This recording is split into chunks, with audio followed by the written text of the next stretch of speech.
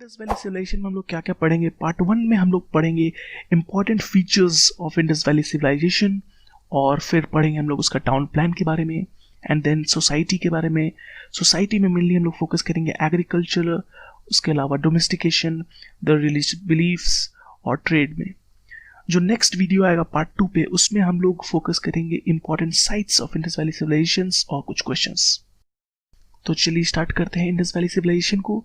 तो Indus valley civilisation बताने से पहले मैं बताना चाहूँगा आपको कुछ और ऐसे सिविलाइजेशन जो इंडस वैली सिविलाइजेशन के साथ ही को एग्जिस्ट करते थे। तो सबसे फर्स्ट जो था वो था इजिप्शियन सिविलाइजेशन, जो कि नाइल रिवर के आसपास था।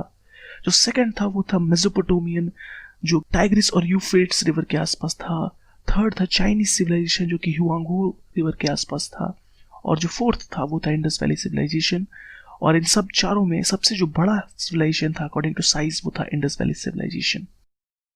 तो ये मैंने बता दिया कि जो चार सिविलाइजेशन उस टाइम जोन पे एग्जिस्ट करते थे। तो हमें पढ़ना सिर्फ इंडस वैली सिविलाइजेशन है, तो हम लोग सिर्फ उसी पे फोकस करेंगे। तो सबसे पहले मैं आपको बता दूं कुछ important facts about Indus valley civilization. तो इंडस वैली सिविलाइजेशन को ही हड़प्पन सिविलाइजेशन भी कहते थे, और इसी को ब्रॉन्ज एज सिविलाइजेशन भी कहते थे। तो ऐसा क्यों हुआ कि इसे ये तीनों नाम दिए गए। तो सबसे पहले मैं आपको इंडस वैली सिविलाइजेशन के बताता हूँ, क्योंकि जो भी मैक्सिमम साइट्स, जो भी मेजर साइट्स फाइंड किए गए हैं वो इंडस और उसके ट्रिब्यूटरी के आसपास ही है, इसीलिए इसे इंडस वैली सिविलाइजेशन कहा जाता है। इसे हड़प्पन सिविलाइजेशन क्यों कहा जाता है? तो जो फर्स्ट साइट जो एक्सकेवेट किया गया था इंडस वैली सिविलाइजेशन का वो हड़प्पा था, इसलिए उसके चलते हम इसे हड़प्पन सिविलाइजेशन भी कहते हैं। ब्रॉन्ज एज इसलिए कहा जाता है क्योंकि जो मेटल यूज होता था, जो अलॉय यूज होता था, मैक्सिमम चीज वो मेटल वो ब्रॉन्ज होता था। और ब्रॉन्ज किस चीज से बना होता है? कॉपर प्लस टिन, ये आपको याद रखना है। तो ये तो हो गया नोमेनक्लेचर, यानी नाम कैसा रखा गया इस सिविलाइजेशन का। अब मैं आपको कुछ और फैक्ट्स बताता हूँ। तो फर्स्ट फैक्ट मैं बताता हूँ हड़प्पा के बारे में। जो फर्स्ट साइट एक्सकेवेटेड हुआ वो था हड़प्पा। ये मैंने आपको अभी थोड़ी देर पहले भी बताया था। और ये कब हुआ एक्सकेवेट? ये 1921 में हुआ। और जो एक्सकेवेटर थे उनका नाम था दयाराम साहिनी, ये नाम आपको याद रखना है। अब मैं आपको बताता हूँ सेकंड साइट जो एक्सकेवेट हुआ वो है मोहनजोदारो। ये सबसे लार्जेस्ट साइट भी है इंडस वैली सिविलाइजेशन का। ये 1922 में आर.डी. बनर्जी द्वारा एक्सकेवेट किया गया। तो ये जो एक्सकेवेशन प्रोसेस था जिससे इंडस वैली एक्सकेवेट किया गया, वो जो लीड करते थे उनका नाम था जॉन मार्शल। तो इनका नाम भी आपको याद रखना है। तो तीन नाम आपको याद रखना है, दयाराम साइनी, आर.डी. बनर्जी और जॉन मार्शल। और आपको ये भी याद रखना है कि 1921 में फर्स्ट साइट एक्सकेवेट हुआ। अब मैं आपको बता देता हूँ कि ये कब एग्जिस्ट करता था। तो 2500 से 1700 बीसी के बीच में इंडस वैली सिविलाइजेशन एग्जिस्ट करता था, यानी वैदिक एज के पहले। तो आपको मैं बता देता हूँ ये है कहाँ इंडस वैली सिविलाइजेशन। तो आप देख सकते हैं इंडिया और पाकिस्तान में के बीच में जो इंडस नदी बहती है, जिसे सिंधु नदी भी कहते हैं, और उसके जो ट्रिब्यूटरीज है उन्हीं के आसपास ये सिविलाइजेशन। आप मोहनजोदारो को देख सकते हैं, आप हड़प्पा को देख सकते हैं, जो दो साइट मैंने आपको बताया। और जितने भी और भी साइट्स इंडस वैली सिविलाइजेशन में से बहुत सारी साइट्स हैं, वो सभी अराउंड इंडस और उसके ट्रिब्यूटरी के में ही फॉल करते थे। अब मैं आपको बताता हूँ कि मैं इंडस वैली सिविलाइजेशन को किन पार्ट्स में तोड़ के पढ़ाऊंगा। तो सबसे पहले टाउन प्लान बताऊंगा, फिर एग्रीकल्चर एंड डोमेस्टिकेशन बताऊंगा, देन मैं आपको कुछ रिलीजियस बिलीफ्स बताऊंगा, देन ट्रेड बताऊंगा, और नेक्स्ट वीडियो में यानी जो पार्ट 2 है उसमें मैं आपको बताऊंगा इंपॉर्टेंट साइट्स के बारे में। इसमें सबसे इंपॉर्टेंट जो होगा इंपॉर्टेंट साइट्स होगा और टाउन प्लान होगा। तो चलिए स्टार्ट करते हैं टाउन प्लान से। तो मैं आपको बता दूं कि जो ये टाउन प्लान था वो ग्रिड सिस्टम पे बेस्ड था, बिल्कुल ही प्लान्ड ये सिविलाइजेशन था। उस जमाने में भी 2500 बीसी में भी ये बिल्कुल प्लान्ड सिस्टम था, प्लान्ड शहर था। और इसमें जो मेन रोड्स थे वो नॉर्थ साउथ डायरेक्शन में थे, और जो पतले एलीज थे, जो पतले गलियां थी, वो ईस्ट वेस्ट डायरेक्शंस में थी। तो आप देख सकते हैं इस ग्रिड सिस्टम में कि जो घर थे वो कैसे थे, और जो मेन रोड्स थे वो नॉर्थ साउथ में थे डायरेक्शन में। अब मैं बता दूं कि अंडरग्राउंड ड्रेनेज सिस्टम भी इस शहर में एग्जिस्ट करता था एट दैट टाइम 2500 बीसी में, अंडरग्राउंड ड्रेनेज सिस्टम। तो ये बहुत ही इंपॉर्टेंट चीज़ है, इसे नोट कर लीजिए, क्योंकि बहुत बार ये क्वेश्चंस में आ चुका है कि अंडरग्राउंड ड्रेनेज सिस्टम एग्जिस्ट करता था।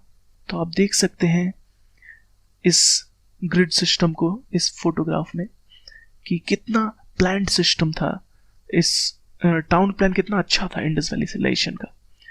तो अब मैं बता दूं कि सिटी जो होता था वो 2 पार्ट्स में डिवाइडेड होता था। अपर टाउन जिसको सिटाडेल कहते थे, जो कि फोर्टिफाइड होता था, और एक लोअर टाउन। तो फोर्टिफिकेशन का मतलब क्या हुआ कि जो सिटी है वो सराउंडेड होगा वॉल्स से।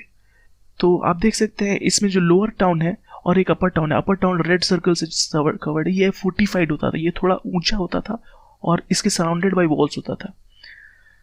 और अब मैं बताता हूँ कुछ हाउस के बारे में कि ये जो 1 से 2 तल्ले होते थे, 1 to 2 स्टोरी, और ये बर्न्ट ब्रिक से बनते थे।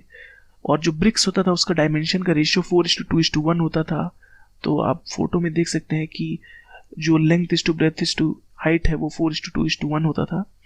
और जो डोर्स होते थे मैंने आपको पहले ही बताया, वो एलीज में खुलती थी, मेन रोड्स में ना खुल के एलीज की तरफ खुलती थी। तो ये था टाउन प्लान। आप देख सकते हैं कि टाउन प्लान कितना solid structure, solid town plan था। सिटी डिवाइडेड था 2 पार्ट्स में, सिटाडेल और लोअर टाउन। और जो सिटाडेल था वो फोर्टिफाइड होता था, यानी दीवार से घिरा हुआ रहता था। और जो लोअर टाउन होता था वो लोअर पार्ट, मतलब टेक्निकली वो लोअर ही होता था, और अपर टाउन एलिवेशन वाइज भी अपर होता था। तो मैं आपको अब आगे बताता हूँ एग्रीकल्चर और डोमेस्टिकेशन के बारे में, जो नेक्स्ट पार्ट सोसाइटी का आता है। तो एग्रीकल्चर और डोमेस्टिकेशन में मैं आपको 2 हिस्सों में तोड़ के बताता हूँ। एग्रीकल्चर और डोमेस्टिकेशन को अलग अलग बताता हूँ। तो एग्रीकल्चर में सबसे पहले मैं बताऊंगा कि जो मेन फूड क्रॉप था, जो स्टेपल फूड क्रॉप था, वो था व्हीट और बार्ली।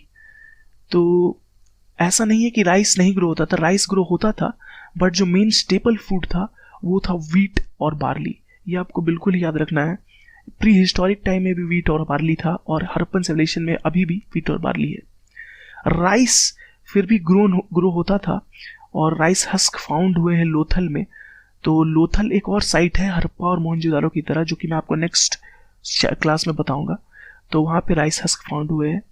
इसके अलावा एग्रीकल्चर में आपको एक और चीज़ याद रखना है कि हड़प्पन पीपल जो थे वो पूरे वर्ल्ड में पहले ऐसे लोग थे जिसने कॉटन उगाया। First people to grow cotton वो हड़प्पन सिविलाइजेशन ही था। तो ये 3 पॉइंट आपको याद रखने हैं। व्हीट और बार्ली स्टेपल क्रॉप था, राइस भी ग्रो होता था, और first people to grow cotton. अब मैं आपको डोमेस्टिकेशन के बारे में बताता हूँ कि डोमेस्टिकेशन में 2 पॉइंट में आपको पढ़ना है, एक जो प्रेजेंट थे और जो एब्सेंट थे। तो इसमें जो मोस्ट इंपॉर्टेंट है वो एब्सेंट था। क्यों? क्योंकि जो 2 इंपॉर्टेंट एनिमल्स अभी हैं, काउज और लायंस, वो हड़प्पन सिविलाइजेशन में ऐसे कोई एविडेंस नहीं मिला है। मैं ऐसा नहीं कहता हूँ कि ये नहीं थे, बट इनको होने का कोई एविडेंस हमें नहीं मिला है। जो होते थे उसमें बफेलो है, डॉग्स है, ऑक्सन है, उसके अलावा शीप, गोट, जो भी डोमेस्टिकेटेड एनिमल्स थे वो सब थे। लेकिन जो बहुत ही एस्टोनिशिंग फीचर ये था वो कि काउज और लायंस एब्सेंट थे। इसमें सबसे इंपॉर्टेंट काउज आप जरूर याद रखिए कि cows were not, there was no evidence of cows in that as.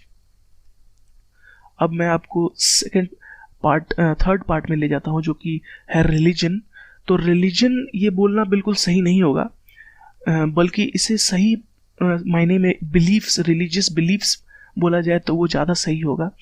क्योंकि उस टाइम का हम लोग रिलीजन प्रेडिक्ट नहीं कर सकते just based on some seals, इसलिए मैं बिलीफ्स बोलना ज़्यादा सही समझता हूँ। तो उस टाइम 2 बहुत ही इम्पोर्टेंट गॉड्स या फिर जो भी डीटीज थे वो थे, एक मेल गॉड, एक फीमेल गॉड। तो मेल गॉड में पशुपति को बहुत इंपॉर्टेंट गॉड माना जाता है उस टाइम के, उस समय के अनुसार। तो क्यों, और हमें ये कैसे पता चला है? तो कई हड़प्पन सील्स में हमें पशुपति के फोटोज मिले हैं, जिसमें हड़प्पन सील्स में इनग्रेव्ड थे, और वो सराउंडेड बाय एनिमल्स थे, इसीलिए उसका नाम हम लोगों ने पशुपति रखा है, यानी एनिमल्स के रिलेटेड। और जो फीमेल गॉड थी तो वो मदर गॉडेस थी। मदर गॉडेस इन्हें क्यों कहा जाता है? मदर गॉडेस इसलिए कहा जाता है क्योंकि जो सील्स में हमें फोटोग्राफ्स मिले हैं उनमें एक प्लांट को ग्रो होते हुए दिखाया गया है फ्रॉम अ वुमेन्स एम्ब्रायो।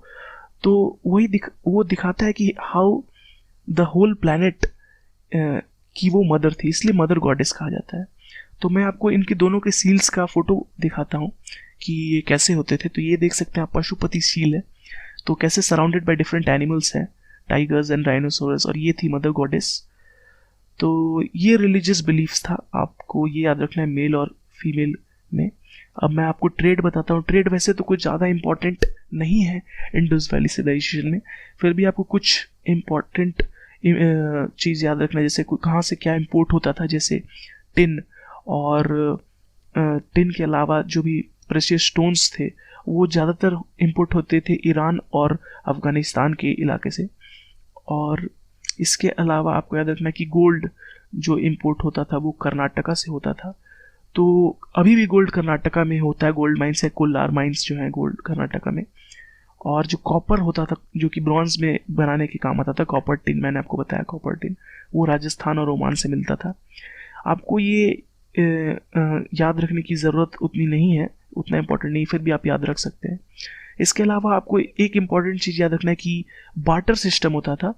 तो हम लोग बार्टर सिस्टम में एक्सचेंज करने के लिए जो वेट का इस्तेमाल करते थे वो स्टोन वेट्स होते थे, और वो क्यूबिकल वेट्स होते थे, और वो मल्टीपल ऑफ 16 में होता था। 16 मतलब क्या, 16 आना, 4 आना, अब आना में रहता था, जो कि अब थोड़ा डॉर्मेंट हो चुका है, रिडंडेंट हो चुका है। तो चलिए आपको अब चैप्टर एप्सुल में पढ़ लेते हैं जल्दी से एक बार। तो इंडस वैली सिविलाइजेशन को हरप्पन सिविलाइजेशन और ब्रॉन्ज सिविलाइजेशन भी कहा जाता था। हरप्पा साइट का फर्स्ट डिस्कवर्ड था बाय दयाराम साहनी इन 1921। और ये इंडस वैली कब एग्जिस्ट करता था, 2500 से 1700 BC के बीच में। और town plan was grid system with underground drainage. ये बहुत इंपॉर्टेंट है कि अंडरग्राउंड ड्रेनेज आपको याद रखना और ग्रिड सिस्टम याद रखना है। तो सिटी 2 पार्ट में डिवाइडेड था। सिटाडेल जो कि अपर टाउन था, मैंने आपको फोटोग्राफ्स दिखाई, और एक लोअर टाउन एग्जिस्ट करता था, और सिटाडेल फोर्टिफाइड रहता था। वीट और बार्ली जो है वो मेजर फूड क्रॉप्स थे। काउज और लैंड्स वर एब्सेंट। पशुपति और मदर गॉडेस जो है मेन गॉड्स थे, और ट्रेड एग्जिस्ट करता था विद बार्टर सिस्टम। तो इसी के साथ हमारा फर्स्ट पार्ट कंप्लीट होता है। Thank you for watching our video. और अगर आपको वीडियो पसंद आया तो इसे लाइक करें, शेयर करें, और सब्सक्राइब करना ना भूलिए यहाँ पे क्लिक करके। Thank you for watching.